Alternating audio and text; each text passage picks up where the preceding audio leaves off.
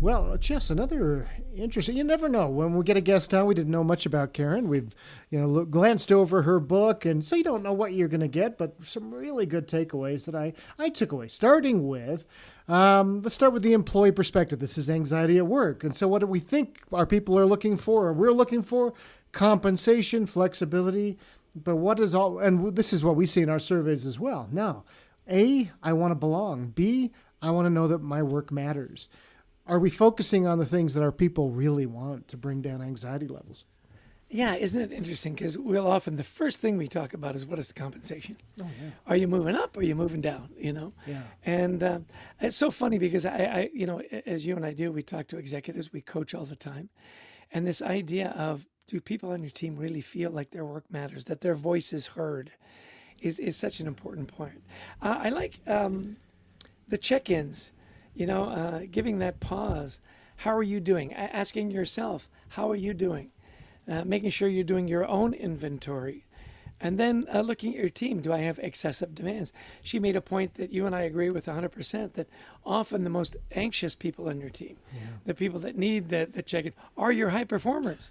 Yeah. They never want to let you down. They'll always take on extra work. Be careful with those. Those the slackers aren't burning out. Yeah,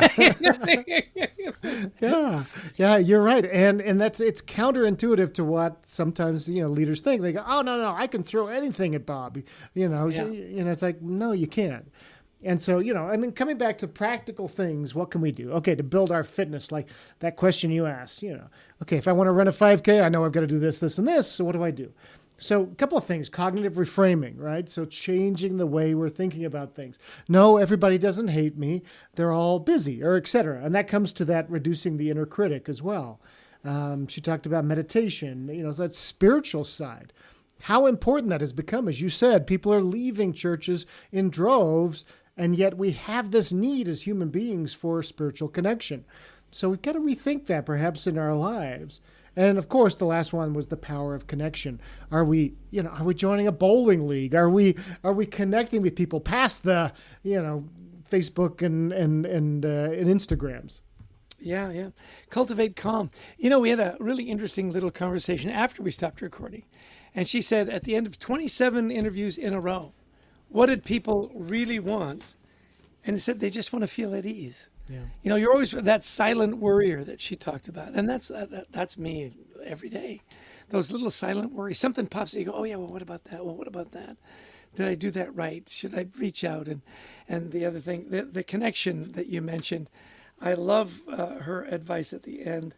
Ask for help. You're never alone. There's always someone that will be there. And then be the reacher outer. That's a great title for a book, Adrian. be the reacher outer. Be the one that people can call or reach out and just say, hey, just checking in. How are you doing? Like, really, how are you doing? Let's take 10 minutes. The people know you're there for them. I mean, that's so great. One of the other things I think it's important to talk about is kind of noticing changes in people. We talked about burnout and that idea of skepticism that comes up.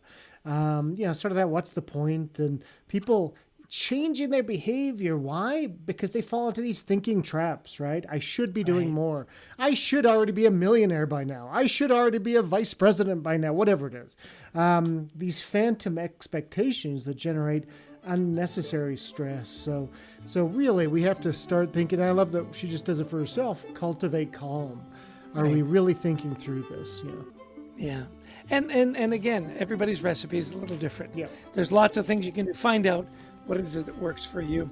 Well, Building Psychological Fitness, the book by Dr. Karen Dahl. Follow her on LinkedIn and KarenDahl.com. Well, she mentioned a little bit about gratitude, and we are always so grateful and give thanks to our producer, Brent Klein, who makes us sound much better than the original recording without a question, to Christy Lawrence, who helps us find amazing guests, and to all of you who listen and who've taken the time to, invest a little bit of time in your own mental health.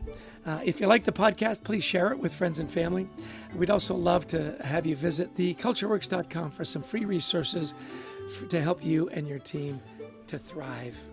And we love speaking to audiences around the world, virtually or in person, on the topics of culture, teamwork, resilience.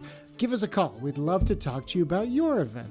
And so, until next time, By the way, check out the book, Anxiety at Work. Don't forget that.